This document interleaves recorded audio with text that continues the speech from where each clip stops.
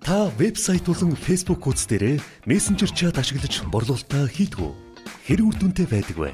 2016 онд Facebook-ийн мессенжер програм хөгжүүлэгчдэд зориулан чатбот байрлуулах боломжийг олгосноор маш олон компаниуд өөрийн хуудас дээрээ чатботыг ашиглаж эхэлсэн.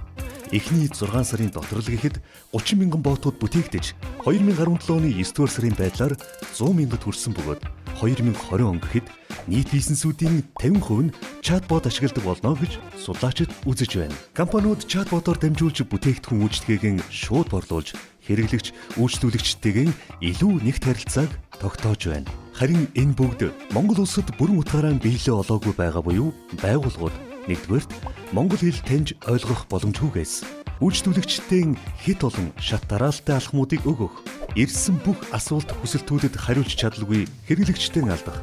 Хоёрдугаарт төлбөр тооцоогоо авах боломжгүйгээс болж шууд борлуулалт хийж чадахгүй байх зэрэг асуудлуудтай тулгарч байна. Харин бид удаан хугацаанд монгол хэлээр судалж, эрдэмтэн докторуудтай хамтран ажилласны эцэст дээрх асуудлуудыг бүтнээр нь шийдэж, хиймэл оюун суурилсан монгол хэл таньдаг чатбот зэг MN платформыг бүтээлээ.